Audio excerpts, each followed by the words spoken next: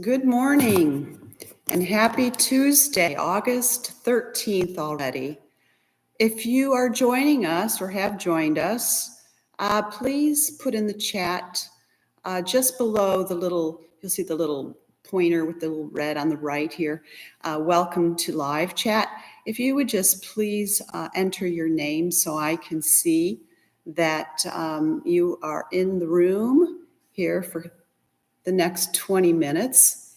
And I will keep it to 20 minutes. It's only fair that, I don't take too much of your time and that we get to the point of this live stream today. So again, I see we have someone who's entered the room, and I will wait to see who that is and welcome them formally. I am expecting a couple of people at least. And this, by the way, is only our second live stream for the year. So grant me some grace, if you would, if things don't go exactly as intended. I'm at my loft here. I'm trying to be as casual as I possibly can today. I've got another meeting after this at noon with my office. And at the same time, I want to make sure that I deliver what it is that you're here to hear. So anyway, I'm Kim Barrett. You are in the All About Real Estate with Kim Barrett. Hello, Rachel. Thank you for joining. And the point of today's presentation is to discuss what is affecting every agent across the U.S. In a couple of days. What are we with the 13th? So it could be the 15th of August. It could be the 17th, which is a drop dead date, I understand. But I know that originally August 17th was floating around. I did call legal hotline with New York State and was told be prepared to start using the new forms and the new processes as of August 15th. So without further ado, I want to just mention a few points here. The forms that we have and are using here are New York State forms because that is where I am brokered currently, headquartered in New York State. I'm also brokered in Florida, but it won't really matter as far as forms because we're not going to get into the actual forms themselves. As far as I'll hit on a couple of things, but I want to make sure that you understand that these are New York forms that I am using and we are using here. So I won't get, like I said, I won't get too far into what the forms are saying and specifying because it is for New York State, but I will go through the process. And with that, I'm going to run and get the folder. Thank you, Rachel, for your patience. Busy morning.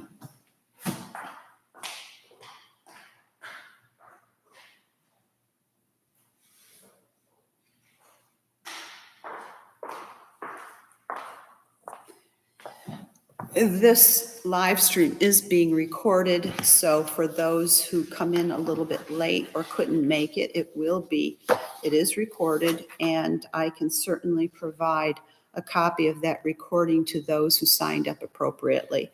So besides the fact that I've mentioned that I am in New York State, and these are the forms that we are using, they've been revised, I've read through them.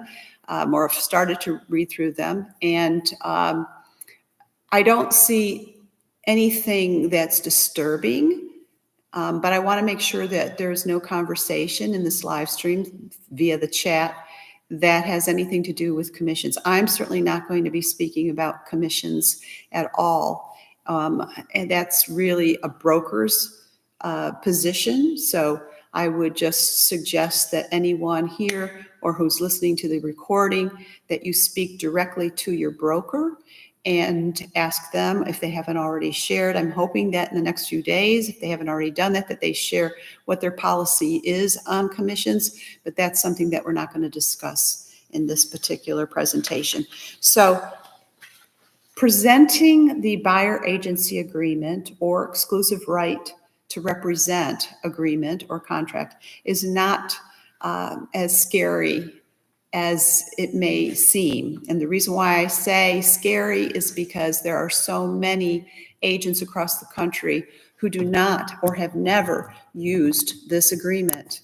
And the reason being is that they are intimidated to ask a buyer to potentially pay them, their brokerage, a commission, some form of compensation, because not every broker or agent does that until August 17th.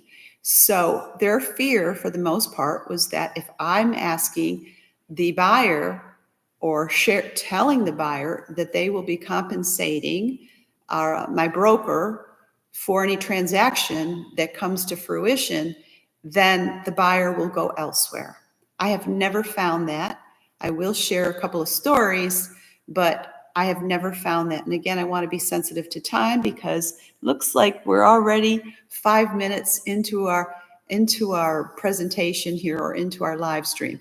So I'm not going to specify commission policy or process, but the bottom line is I will tell you that probably, I would say somewhere between 80 and 90% of our agents nationwide have never, maybe never even picked one up, but they have never used it because of that intimidation factor. I, again, have never found that. I have found it very easy to present the buyer agency agreement, and let's talk about that now. So the first thing that I do when I'm meeting with the new buyers is to have them come to the office. I've shared with my agents that I don't want anybody doing anything without something in writing. I say agents. I don't want my agents doing anything without something in writing to protect their interest in the brokerage. Just because we don't punch a clock and we don't get a paycheck doesn't mean that we are worth zero. As professionals, and I would hope that we're all professionals in this business, we deserve to be compensated just like anybody else. And so to protect that compensation, because there is no paycheck at the end of the week, there's nobody, we're not standing in line to get our check or whatever.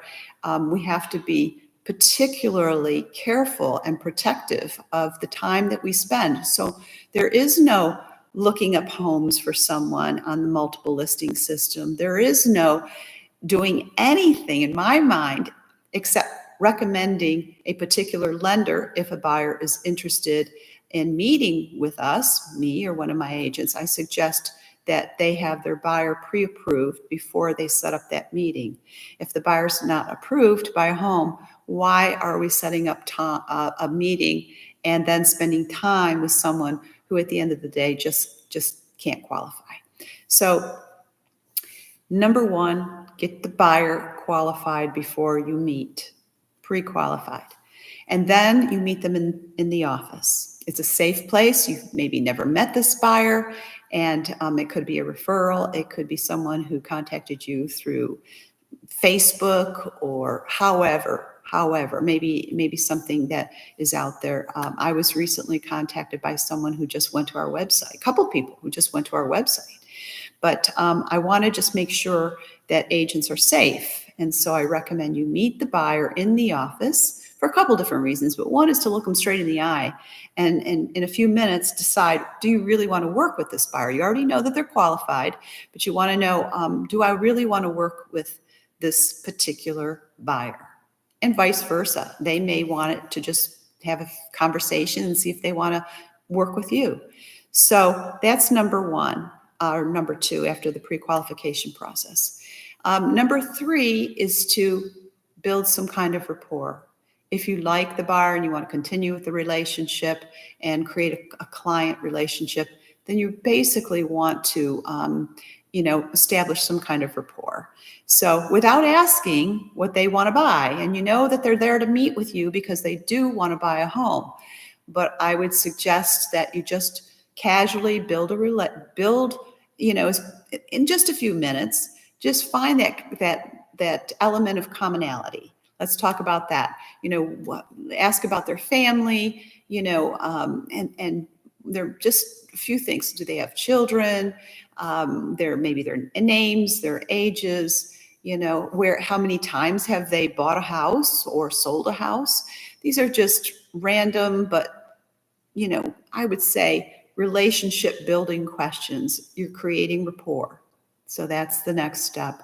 Once you've gone through the rapport stage and you're feeling more comfortable with the buyer and they're feeling more comfortable with you, then you basically not instruct them, but you basically share with them what the process is. And that's exactly the way I say it. Our process, nobody else's, but basically our process is to first of all have you sign an agency agreement, and I will take the agency agreement and share it with them and just make a couple of, point to a couple of things.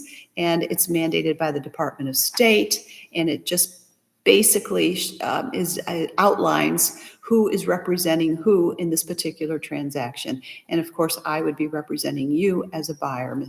And so just very simple, very simple.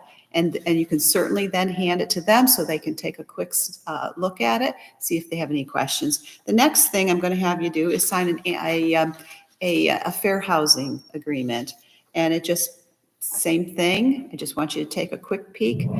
It's mandated by the Department of State in New York State. Once those two forms are signed, then I'm going to have you sign a buyer agency agreement, or otherwise known as exclusive right to represent.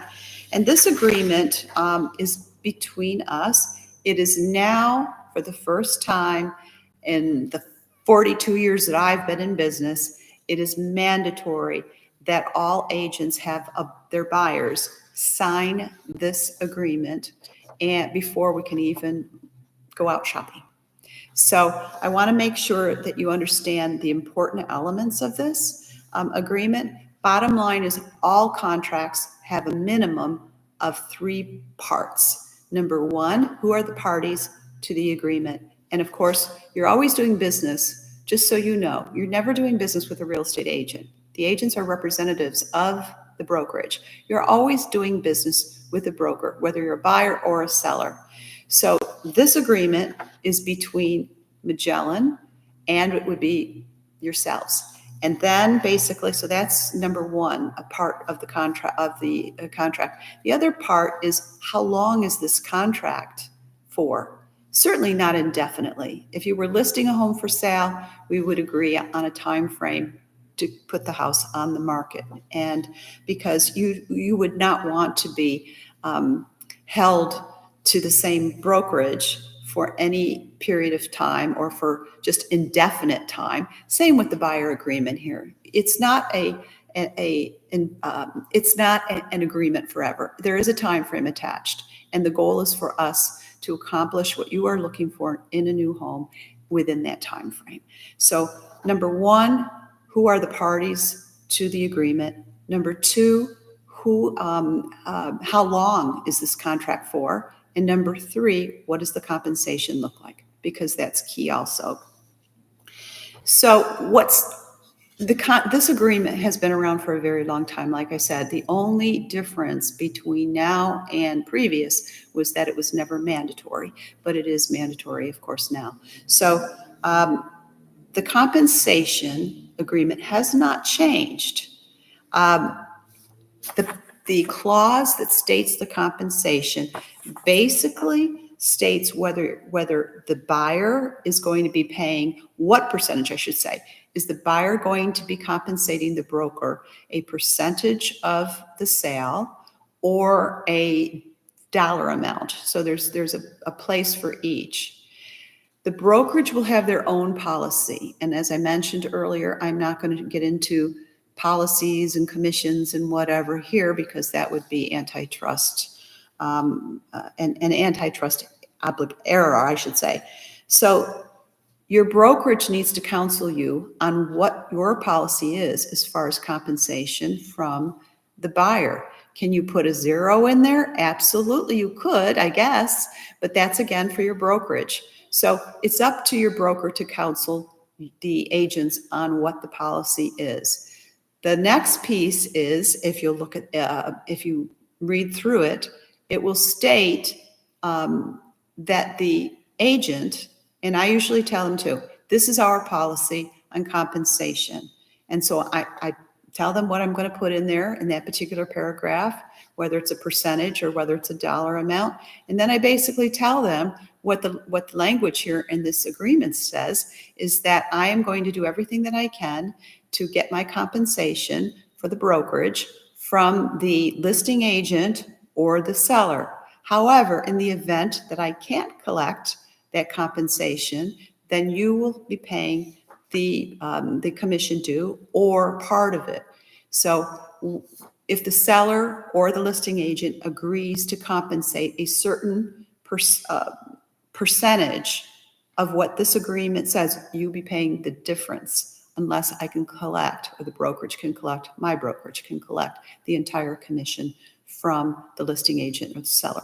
So if we collect part of it, then you will be responsible for the balance. But I can tell you personally, in all the years that I've been in business, I have never had to collect the compensation from the buyer unless the buyer came directly to me and asked me to represent them in a transaction and that they would be paying me.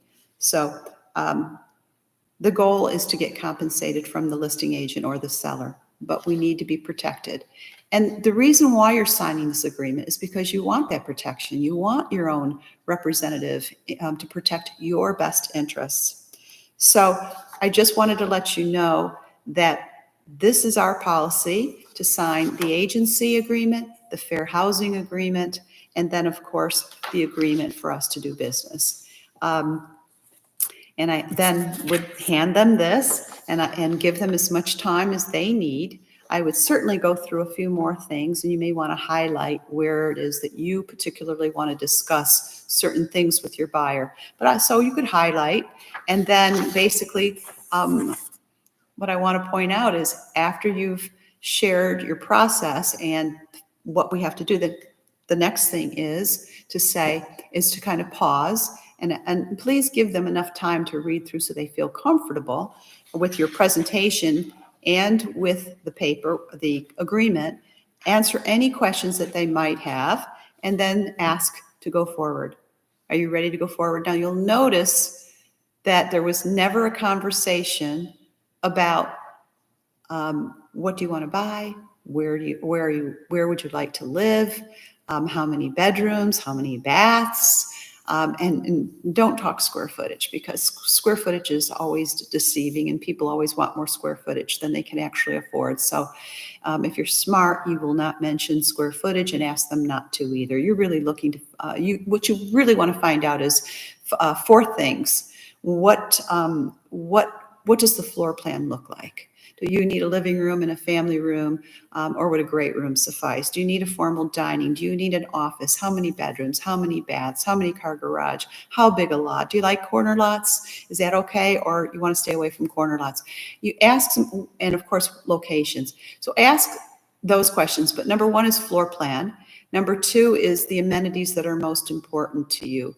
And let me back up for a minute. Once they've shared with you the floor plan, living room, family room, formal dining, what you want to find out is where do they need the most space? Where would they prefer the space? Do they need a large family room, or would they prefer that more of parlor size? Would they prefer a larger family room, or is that a little cozier? How big a formal dining? How often do they entertain? So number one is the floor plan, a 1-story, 2-story Cape Cod, and then the number of rooms, I guess. And then the second piece is where do you need the space? Where would you prefer the space? So that's questions 1 and 2. Number 3 is the amenities that are most important to you. And then the final question is maximum price. And of course, the fact that they've been pre-qualified will indicate for you where they fall as far as price range. So I would suggest that you go in that route, and then basically, that's what you're looking for. Once, what I started to say earlier was, you'll notice we haven't talked about any of that.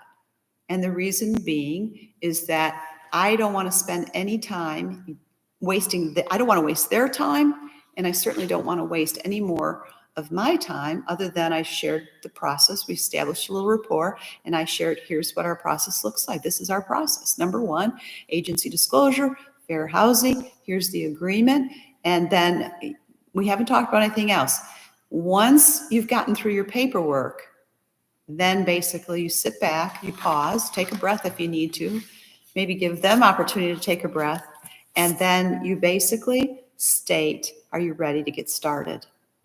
Now, of course, they're ready to get started, because they may have hired a babysitter for a few hours so they could come and meet with you. Or, I mean, there's a reason. They didn't come into your office just to say hello and get to know you. So I would say just pause, take a breath, and then say, are you ready to get started? And once they say yes, which they 99% of the time, 100% of the time do, then you slide the agency agreement. Please sign here. You slide the fair housing across the table, or please sign here. And then you complete the agency agreement or the exclusive right to represent, and you slide that across the table and have them sign everything, and you're ready to go.